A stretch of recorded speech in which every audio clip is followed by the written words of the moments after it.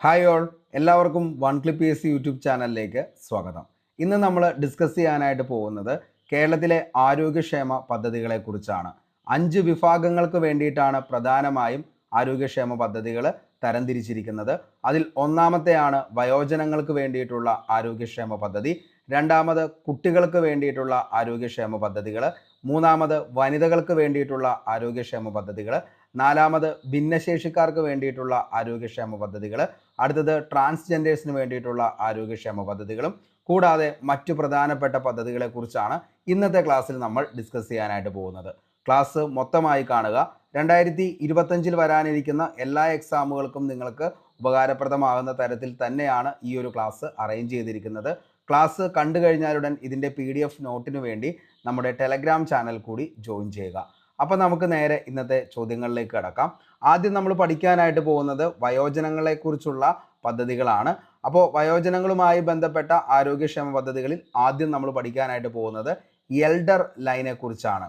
മുതിർന്ന പൗരന്മാർക്ക് അവരുടെ അവകാശങ്ങൾ നേടിയെടുക്കുന്നതിനും പരാതികൾ പരിഹരിക്കുന്നതിനും 14567 എന്ന toll free help line number ഉപയോഗപ്പെടുത്താവുന്നതാണ്. അപ്പോൾ എൽഡർ ലൈൻ എന്ന് പറയുന്നത് എന്താണെന്ന് ചോദിച്ചാൽ, മുതിർന്ന പൗരന്മാർക്ക് അവരുടെ അവകാശങ്ങൾ നേടിയെടുക്കുന്നതിന് വേണ്ടിയിട്ട് പരാതികൾ കൊടുക്കുന്ന ഒരു ഹെൽപ്പ് ലൈൻ നമ്പറും അതേപോലെ തന്നെ അവർക്ക് പരാതികൾ സമർപ്പിക്കുന്നതിന് വേണ്ടിയിട്ടുള്ള ഒരു പോർട്ടലാണ് എൽഡർ ലൈൻ എന്ന് പറയുന്നത്. അതിൻ്റെ ടോൾ ഫ്രീ നമ്പർ എത്രയാണെന്ന് ചോദിച്ചാൽ മക്കളെ 14567 ആണ്. 14567 എന്ന് പറയുന്ന ടോൾ ഫ്രീ നമ്പറിൽ വിളിച്ച് അവർക്ക് വേണ്ട അവകാശങ്ങൾ നേടിയെടുക്കാനായിട്ട് പറ്റുന്നതാണ്. അപ്പോൾ എൽഡർ ലൈൻ എന്ന് പറയുന്നത് മുതിർന്ന പൗരന്മാർക്ക് അവരുടെ അവകാശങ്ങൾ നേടിയെടുക്കുന്നതിന് വേണ്ടിയിട്ടുള്ള ഒരു പോർട്ടലാണ്. അപ്പോൾ അതിൻ്റെ ടോൾ ഫ്രീ നമ്പർ എത്രയാണെന്ന് ചോദിച്ചു കഴിഞ്ഞാൽ 14567 ആണെന്നുള്ളത് ഓർത്ത് വയ്ക്കുക. അടുത്തതാണ് വയോരക്ഷ. സാമൂഹിക, സാമ്പത്തിക, ശാരീരിക ബുദ്ധിമുട്ട് അനുഭവപ്പെടുന്ന മുതിർന്ന പൗരന്മാർക്ക് അടിയന്തര സാഹചര്യങ്ങളിൽ സഹായമെത്തിക്കുക എന്നതാണ് വയോരക്ഷ എന്ന് പറയുന്ന ഈ ഒരു പദ്ധതിയുടെ ലക്ഷ്യമെന്ന് പറയുന്നത്. അപ്പോൾ സാമൂഹിക, സാമ്പത്തിക, ശാരീരിക ബുദ്ധിമുട്ട് അനുഭവിക്കുന്ന മുതിർന്ന പൗരന്മാർക്ക് അടിയന്തര സാഹചര്യങ്ങളിൽ സഹായമെത്തിക്കുക എന്നതാണ് വയോരക്ഷ പദ്ധതിയുടെ മുഖ്യ ലക്ഷ്യമെന്ന് പറയുന്നത്. അടുത്തത് സെക്കൻഡ് ഇന്നിങ്സ് ഹോം പ്രോജക്റ്റ്. സാമൂഹിക നീതി വകുപ്പിൻ്റെ നിയന്ത്രണത്തിൽ പ്രവർത്തിച്ചു വരുന്ന 16 വൃദ്ധ സദനങ്ങളെ വയോജന സൗഹൃദമാക്കി ആധുനിക സൗകര്യങ്ങളോടുകൂടി മെച്ചപ്പെട്ട സേവനം താമസക്കാർക്കും സ്ഥാപനത്തിൻ്റെ ചുറ്റളവിലെ വയോജനങ്ങൾക്കും ലഭ്യമാക്കുക എന്ന ലക്ഷ്യത്തോടെ ആരംഭിച്ച പദ്ധതിയാണ് സെക്കൻഡ് ഇന്നിങ്സ് ഹോം പ്രോജക്റ്റ്. അപ്പോൾ സെക്കൻഡ് ഇന്നിങ്സ് ഹോം പ്രോജക്റ്റ് ആരുമായി ബന്ധപ്പെട്ടിരിക്കുന്നു എന്ന് ചോദിച്ചു കഴിഞ്ഞാൽ വയോജനങ്ങളുമായി ബന്ധപ്പെട്ട ഒരു പുതിയൊരു പ്രോജക്റ്റാണിത്. ഇതിൻ്റെ അകത്ത് സാമൂഹ്യനീതി വകുപ്പിൻ്റെ നിയന്ത്രണത്തിൽ പ്രവർത്തിച്ചു വരുന്ന 16 വൃദ്ധ സദനങ്ങളെ വയോജന സൗഹൃദമാക്കി ആധുനിക സൗകര്യങ്ങളോടുകൂടി മെച്ചപ്പെട്ട സേവനം താമസക്കാർക്കും സ്ഥാപനത്തിൻ്റെ ചുറ്റളവിലെ വയോജനങ്ങൾക്കും ലഭ്യമാക്കുക എന്ന ലക്ഷ്യത്തോടെ ആരംഭിച്ച പദ്ധതിയാണെന്നുള്ളത് ഓർത്തു വയ്ക്കുക. അടുത്തത് വയോമധുരം. BPL വിഭാഗത്തിലെ വയോജനങ്ങൾക്കായിട്ട് രക്തത്തിലെ ഗ്ലൂക്കോസിൻ്റെ അളവ് നിർണ്ണയിക്കുന്ന ഗ്ലൂക്കോമീറ്റർ സൗജന്യമായി വിതരണം ചെയ്യുന്നു. ഈ പദ്ധതിയുടെ പേരാണ് വയോമധുരം. അപ്പോൾ വയോമധുരം എന്ന് പറഞ്ഞാൽ BPL വിഭാഗത്തിലെ വയോജനങ്ങൾക്കായി രക്തത്തിലെ ഗ്ലൂക്കോസിൻ്റെ അളവ് നിർണ്ണയിക്കുന്നതിനായി ഗ്ലൂക്കോമീറ്റർ സൗജന്യമായി വിതരണം ചെയ്യുന്ന ആ ഒരു പദ്ധതിയാണ് വയോമധുരം. അപ്പോൾ നമ്മൾ എൽഡർ ലൈൻ, അതേപോലെ തന്നെ Vayoraksha, second innings home project, Vayomadhuram, ഇത്രയും വയോജനങ്ങൾക്ക് വേണ്ടിയിട്ട് കൊടുക്കുന്ന ആരോഗ്യക്ഷേമ പദ്ധതിയാണെന്നുള്ളത് ഓർത്തു വയ്ക്കുക. കേരള വയോജന കമ്മീഷൻ നിയമം 2025, അതായത് 60 വയസ്സ് പൂർത്തിയാക്കിയവരെ മുതിർന്ന പൗരന്മാരായി, അതായത് വയോജനങ്ങളായി കണക്കാക്കുന്നു. അപ്പോൾ 60 വയസ്സ് പൂർത്തിയാക്കിയവരെയാണ് നമ്മൾ മുതിർന്ന പൗരന്മാരായി, അതായത് വയോജനങ്ങളായി കണക്കാക്കുന്നത്. വയോജനങ്ങളുടെ പരിരക്ഷയും ക്ഷേമവും ഉറപ്പാക്കാൻ വയോജന കമ്മീഷൻ രൂപവൽക്കരിക്കുന്ന ഇന്ത്യയിലെ ആദ്യ സംസ്ഥാനം ഏതാണെന്ന് ചോദിച്ചാൽ മക്കളെ അത് കേരളമാണെന്നുള്ളത് ഓർത്തു വയ്ക്കുക. ഇമ്പോർട്ടൻ്റ് ആണ്. വയോജനങ്ങളുടെ പരിരക്ഷയും ക്ഷേമവും ഉറപ്പാക്കാൻ വയോജന കമ്മീഷൻ രൂപവൽക്കരിക്കുന്ന ഇന്ത്യയിലെ ആദ്യ സംസ്ഥാനമാണ് കേരളം. 2025 മാർച്ച് 19 കേരള വയോജന കമ്മീഷൻ നിയമം നിയമസഭ പാസാക്കി. ഓക്കെ, അപ്പോൾ എന്നാണ് വയോജന കമ്മീഷൻ നിയമസഭ പാസാക്കിയതെന്ന് ചോദിച്ചാൽ 2025 മാർച്ച് 19 കേരള വയോജന കമ്മീഷൻ നിയമസഭ പാസാക്കിയത്. 2007 മാതാപിതാക്കളുടെയും മുതിർന്ന പൗരന്മാരുടെയും ക്ഷേമം സംരക്ഷണവും സംബന്ധിച്ച നിയമം കേരള സർക്കാർ കൊണ്ടുവന്നത്. അപ്പോൾ 2007 മാതാപിതാക്കളുടെയും മുതിർന്ന പൗരന്മാരുടെയും ക്ഷേമവും സംരക്ഷണവും സംബന്ധിച്ച നിയമം കേരള സർക്കാർ കൊണ്ടുവന്നത്. മുതിർന്ന പൗരന്മാർക്ക് വേണ്ടിയുള്ള സംസ്ഥാന നയം പ്രഖ്യാപിച്ചത് 2013. ഓക്കെ, അപ്പോൾ മുതിർന്ന പൗരന്മാർക്ക് വേണ്ടിയുള്ള സംസ്ഥാന നയം പ്രഖ്യാപിച്ചത് 2013. അപ്പോൾ കേരള വയോജന കമ്മീഷൻ വയോജന നിയമം എന്നാണ് നിയമസഭയിൽ പാസ്സാക്കിയതെന്ന് ചോദിച്ചാൽ മക്കളെ ഇമ്പോർട്ടൻ്റ് ആണ്. 2025 മാർച്ച് 19 ഓർത്തു വയ്ക്കുക. ഓക്കെ, അടുത്തത് വനിതാ ശിശു വികസന പദ്ധതികളാണ്. അഭയകിരണം പദ്ധതി നിലവിൽ ഇമ്പോർട്ടൻ്റ് ആണ്. നിരാലംബരായ വിധവകൾക്ക് സംരക്ഷണവും അഭയവും നൽകുന്ന അടുത്ത ബന്ധുക്കൾക്ക് പ്രതിമാസം 1000 രൂപ ധനസഹായം നൽകുന്ന പദ്ധതി. ഓക്കെ, അപ്പോൾ അഭയകിരണം എന്ന് പറയുന്നത് നിരാലംബരായ വിധവകൾക്ക് സംരക്ഷണവും അഭയവും നൽകുന്ന അടുത്ത ബന്ധുക്കൾക്ക് പ്രതിമാസം 1000 രൂപ ധനസഹായം നൽകുന്ന പദ്ധതിയുടെ പേരാണ് അഭയകിരണം. അടുത്തത് ധീര. അതിക്രമമുണ്ടാക്കുന്ന സാഹചര്യങ്ങളിൽ വനിതകൾക്ക് സ്വയം സുരക്ഷ ഉറപ്പാക്കാൻ പ്രതിരോധ പരിശീലനം നൽകുന്നതിനും അവരിൽ ആത്മവിശ്വാസം വളർത്തുന്നതിനുമായിട്ടുള്ള പദ്ധതിക്ക് പറയുന്ന പേരാണ് ധീര എന്ന് പറയുന്നത്. അപ്പോൾ ധീര പദ്ധതി അതിക്രമമുണ്ടാകുന്ന സാഹചര്യങ്ങളിൽ വനിതകൾക്ക് സ്വയം സുരക്ഷ ഉറപ്പാക്കാൻ പ്രതിരോധ പരിശീലനം നൽകുന്നതിനും അവരിൽ ആത്മവിശ്വാസം വളർത്തുന്നതിനും വേണ്ടിയിട്ടുള്ള പദ്ധതിയുടെ പേരാണ് ധീര. അടുത്തത് പൊൻവാക്ക്. ശൈശവ വിവാഹം തടയാൻ വേണ്ടി നടപ്പാക്കുന്ന പദ്ധതിയുടെ പേരാണ് പൊൻവാക്ക്. ഓർത്തു വച്ചോ, ഇമ്പോർട്ടൻ്റ് ആണ്. ശൈശവ വിവാഹം തടയാൻ വേണ്ടി നടപ്പാക്കുന്ന പദ്ധതി, അതായത് പ്രായപൂർത്തി ആവാത്ത നിലവിൽ ആളുകളെ ഈ പറയുന്ന വിവാഹവുമായി ബന്ധപ്പെട്ട് ശൈശവ വിവാഹം ഇത് തടയാൻ വേണ്ടി നടപ്പാക്കുന്ന പദ്ധതിയാണ് പൊൻവാക്ക്. അടുത്തത് കാതോർത്ത്. ഗാർഹിക ബുദ്ധിമുട്ടുകൾ നേരിടുന്ന സ്ത്രീകൾക്ക് നിയമസഹായവും സൗജന്യ കൗൺസിലിങ്ങും ഏർപ്പെടുത്തുന്ന പദ്ധതിയുടെ പേരാണ് കാതോർത്ത്. ഗാർഹിക ബുദ്ധിമുട്ടുകൾ നേരിടുന്ന സ്ത്രീകൾക്ക് നിയമസഹായവും സൗജന്യ കൗൺസിലിങ്ങും ഏർപ്പെടുത്തുന്ന പദ്ധതിയാണ് കാതോർത്ത്. ഓക്കെ, അപ്പോൾ വനിതാ ശിശു വികസന പദ്ധതികളിൽ ഏറ്റവും ഇമ്പോർട്ടൻ്റ് ആയിട്ടുള്ള 4 നമ്മൾ പറഞ്ഞു. അഭയകിരണം, അതേപോലെ തന്നെ ധീര, അടുത്തത് പൊൻവാക്ക്, അടുത്തത് കാതോർത്ത്. ഓക്കെ, ഇനി അടുത്തത് ഭിന്നശേഷിക്കാർക്ക് വേണ്ടിയിട്ടുള്ള പദ്ധതികളാണ്. പരിണയം. ഭിന്നശേഷി മൂലം സാമ്പത്തിക ക്ലേശം അനുഭവിക്കുന്നവരുടെ പെൺമക്കളെയും ഭിന്നശേഷിയുള്ള പെൺമക്കളെയും നിയമാനുസൃതം വിവാഹം ചെയ്യുന്നതിനായി സാമ്പത്തിക സഹായം നൽകുന്ന ഒറ്റത്തവണ ധനസഹായമായി 30,000 രൂപ വിതരണം ചെയ്യുന്നു. അപ്പോൾ പരിണയം എന്ന് പറഞ്ഞാൽ ഭിന്നശേഷി മൂലം സാമ്പത്തിക ക്ലേശം അനുഭവിക്കുന്നവരുടെ പെൺമക്കളെയും ഭിന്നശേഷിയുള്ള പെൺകുട്ടികളുടെയും നിയമാനുസൃതം വിവാഹം ചെയ്യിക്കുന്നതിനായി സാമ്പത്തിക സഹായം നൽകുന്നു. ഒറ്റത്തവണ അങ്ങനെ കിട്ടുന്ന ധനസഹായമാണ് 30,000 രൂപ. അടുത്തത് വിജയാമൃതം. വൈകല്യത്തോട് പൊരുതി വിദ്യാഭ്യാസ സ്ഥാപനങ്ങളിൽ പോയി വീട്ടിലിരുന്ന് പഠിച്ച് ഡിഗ്രി തതുല്യ കോഴ്സ്, ബിരുദാനന്തര ബിരുദം, PGക്ക് തതുല്യമായ പ്രൊഫഷണൽ കോഴ്സുകൾ എന്നീ തലങ്ങളിൽ ഉന്നത വിജയം കരസ്ഥമാക്കിയ ഭിന്നശേഷിക്കാരായ വിദ്യാർത്ഥികൾക്ക് പ്രോത്സാഹനമായിട്ട് ക്യാഷ് അവാർഡ് നൽകുന്ന പദ്ധതിയാണ് വിജയാമൃതം എന്ന് പറയുന്നത്. അപ്പോൾ വൈകല്യത്തോട് പൊരുതി വിദ്യാഭ്യാസ സ്ഥാപനങ്ങളിൽ പോയി അല്ലെങ്കിൽ വീട്ടിലിരുന്ന് പഠിച്ച് ഡിഗ്രി തതുല്യ കോഴ്സ്, ബിരുദാനന്തര ബിരുദം, PG തതുല്യമായ പ്രൊഫഷണൽ കോഴ്സ് എന്നീ തലങ്ങളിൽ ഉന്നത വിജയം കരസ്ഥമാക്കിയ ഭിന്നശേഷിക്കാരായിട്ടുള്ള വിദ്യാർത്ഥികൾക്ക് പ്രോത്സാഹനമായി ക്യാഷ് അവാർഡ് നൽകുന്ന പദ്ധതിയാണ് വിജയാമൃതം എന്നുള്ളത് ഓർത്തു വയ്ക്കുക. അടുത്തത് നിരാമയ ആരോഗ്യ ഇൻഷുറൻസ്. സംസ്ഥാനത്തെ അംഗപരിമിതർക്ക് ആരോഗ്യ ഇൻഷുറൻസ് നൽകുന്നതിനുള്ള പദ്ധതിയാണ്. 1 ലക്ഷം രൂപ വാർഷിക ചികിത്സാ ചെലവ് ലഭിക്കുന്നു. പദ്ധതിയിൽ ചേരുന്നതിന് BPL വിഭാഗം 250 രൂപയും APL വിഭാഗം 500 രൂപയും പ്രീമിയം തുക അടയ്ക്കണം. എല്ലാ വർഷവും ഏപ്രിൽ 1 മുതൽ മാർച്ച് 31 വരെയാണ് പദ്ധതി കാലാവധി. അപ്പോൾ നിരാമയ ആരോഗ്യ ഇൻഷുറൻസ്, അതായത് സംസ്ഥാനത്തെ അംഗപരിമിതർക്ക് ആരോഗ്യ ഇൻഷുറൻസ് നൽകുന്നതിനുള്ള പദ്ധതിയാണ് നിരാമയ ആരോഗ്യ ഇൻഷുറൻസ്. 1,00,000 രൂപ വരെ വാർഷിക ചികിത്സാ ചെലവ് ഇതുമായി ബന്ധപ്പെട്ട് ലഭിക്കുന്നു. BPL വിഭാഗത്തിനാണെങ്കിൽ 250 രൂപ കൊടുത്ത് ജോയിൻ ചെയ്യുക അതിൻ്റെ അകത്ത്. എന്നാൽ APL വിഭാഗത്തിലാണെങ്കിൽ 500 രൂപയാണ് അതിൻ്റെ പ്രീമിയം തുക വരുന്നത്. ഓക്കെ, അടുത്തത് ട്രാൻസ്ജെൻഡർക്കായുള്ള പദ്ധതികളാണ്. ട്രാൻസ്ജെൻഡർ നയം നടപ്പിലാക്കുന്ന രാജ്യത്തെ ആദ്യ സംസ്ഥാനമാണ് കേരളം. 2015 ട്രാൻസ്ജെൻഡർ നയം നടപ്പിലാക്കുന്നത്.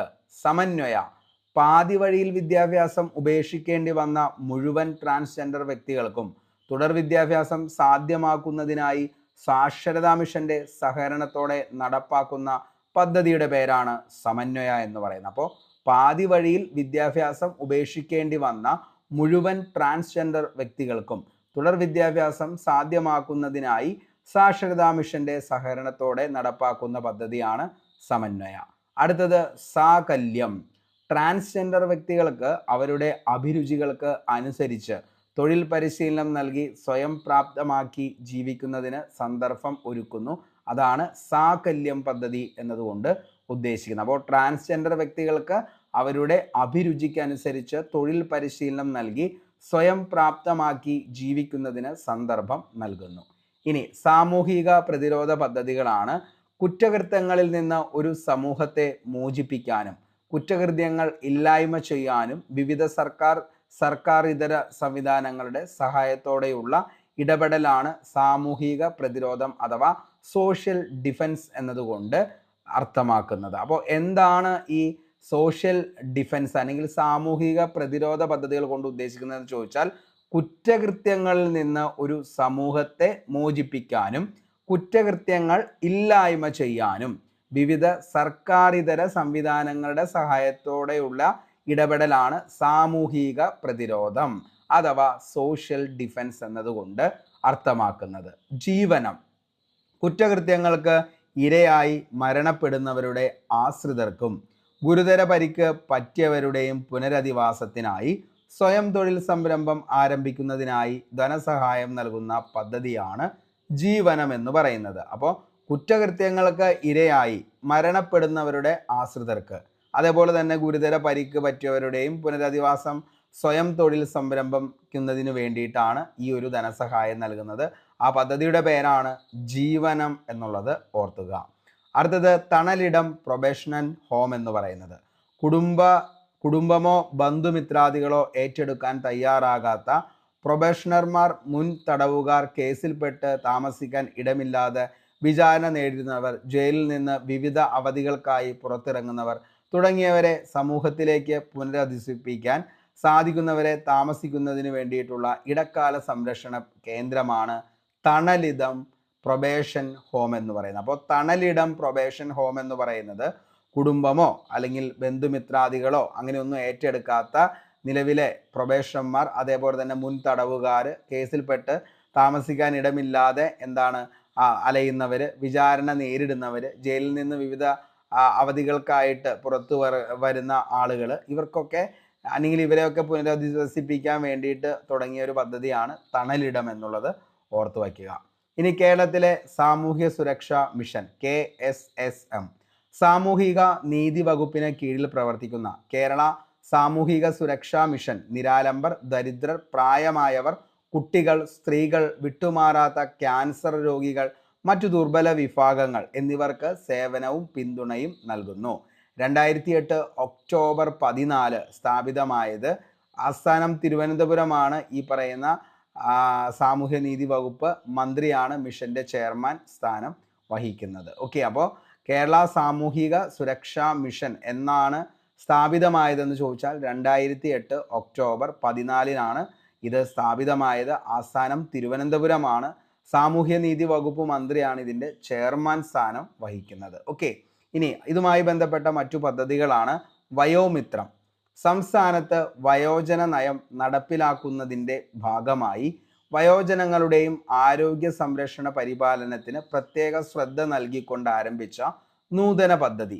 65 വയസ്സിന് മുകളിലുള്ളവരാണ് പദ്ധതിയുടെ ഗുണഭോക്താക്കൾ. അപ്പോൾ വയോമിത്രം പദ്ധതി സംസ്ഥാനത്ത് വയോജന നയം നടപ്പിലാക്കുന്നതിൻ്റെ ഭാഗമായി വയോജനങ്ങളുടെ ആരോഗ്യ സംരക്ഷണ പരിപാലനത്തിന് പ്രത്യേക ശ്രദ്ധ നൽകിക്കൊണ്ട് ആരംഭിച്ച നൂതന പദ്ധതിയാണ്. 65 വയസ്സിന് മുകളിലുള്ളവരാണ് വയോമിത്രം പദ്ധതിയുടെ ഗുണഭോക്താക്കൾ. അടുത്തത് സമാശ്വാസം. ഡയാലിസ് ചെയ്യുന്ന വൃക്കരോഗികൾ, വൃക്കാക്കരൾ മാറ്റിവയ്ക്കലിന് വിധേയരായവർ, ഹീമോഫീലിയ രോഗികൾ, അരിവാൾ രോഗികൾ ഇങ്ങനെയുള്ളവർക്ക് വേണ്ടിയിട്ടുള്ള ധനസഹായം നൽകുന്ന പദ്ധതിയുടെ പേരാണ് സമാശ്വാസം എന്നുള്ളത് ഓർത്തു വയ്ക്കുക. അപ്പോൾ ഡയാലിസിസ് ചെയ്യുന്ന വൃക്കരോഗികൾ, വൃക്കാക്കരൾ മാറ്റിവയ്ക്കലിന് വിധേയരായവർ, ഹീമോഫീലിയ രോഗികൾ, അരിവാൾ രോഗികൾ തുടങ്ങിയവർക്ക് ധനസഹായം നൽകുന്ന പദ്ധതിയാണ് സമാശ്വാസം. അടുത്തത് സ്നേഹസ്പർശം. അവിവാഹിതയായി അമ്മയാകുന്ന ചൂഷണത്തിനിരയായ സ്ത്രീകൾക്ക് 60 വയസ്സുവരെ സാമ്പത്തിക സഹായം നൽകുന്ന പദ്ധതിയാണ് സ്നേഹസ്പർശം എന്ന് പറയുന്നത്. അപ്പോൾ അവിവാഹിതയായി അമ്മയാകുന്ന ചൂഷണത്തിനിരയായ സ്ത്രീകൾക്ക് 60 വയസ്സുവരെ സാമ്പത്തിക സഹായം നൽകുന്ന പദ്ധതിയാണ് സ്നേഹസ്പർശം. അടുത്തത് സ്നേഹസ്വാന്തനം. എൻഡോസൾഫാൻ ദുരിതബാധിതർക്ക് പ്രതിമാസം ധനസഹായം നൽകുന്ന പദ്ധതിയുടെ പേരാണ് സ്നേഹസ്വാന്തനം എന്ന് പറയുന്നത്. അപ്പോൾ സ്നേഹസ്വാന്തനം എൻഡോസൾഫാൻ ദുരിതബാധിതർക്ക് പ്രതിമാസം ധനസഹായം നൽകുന്ന പദ്ധതിയാണ് സ്നേഹസ്വാന്തനം. അടുത്തത് ക്യാൻസർ സുരക്ഷ. 18 വയസ്സിന് താഴെ പ്രായമുള്ള ക്യാൻസർ ബാധിതരായ കുട്ടികൾക്ക് സർക്കാർ ആശുപത്രികളിലൂടെ സൗജന്യ ചികിത്സ നൽകി വരുന്ന പദ്ധതിയാണ് ക്യാൻസർ സുരക്ഷ എന്ന് പറയുന്നത്. അപ്പോൾ ക്യാൻസർ സുരക്ഷ 18 വയസ്സിന് താഴെ പ്രായമുള്ള ക്യാൻസർ ബാധിതരായ കുട്ടികൾക്ക് സർക്കാർ ആശുപത്രികളിലൂടെ സൗജന്യ ചികിത്സ നൽകുന്ന പദ്ധതിയുടെ പേരാണ് ക്യാൻസർ സുരക്ഷ. ഇനി നമുക്ക് മറ്റു പ്രധാന പദ്ധതികൾ നോക്കാം. എപ്പോഴും ചോദിക്കാറുള്ളതാണ് ആർദ്രം പദ്ധതി. സർക്കാർ ആശുപത്രികളിലെ അടിസ്ഥാന സൗകര്യങ്ങളും സേവനങ്ങളും മെച്ചപ്പെടുത്തുന്നതിലൂടെ രോഗി സൗഹൃദമാക്കുക എന്ന ലക്ഷ്യത്തോടെ ആരംഭിച്ച പദ്ധതിയാണ് ആർദ്രം എന്ന് പറയുന്നത്. അപ്പോൾ സർക്കാർ ആശുപത്രികളിലെ അടിസ്ഥാന സൗകര്യങ്ങളും സേവനങ്ങളും മെച്ചപ്പെടുത്തുന്നതിലൂടെ രോഗി സൗഹൃദമാക്കുക എന്ന ലക്ഷ്യത്തോടെ ആരംഭിച്ച പദ്ധതിയാണ് ആർദ്രം.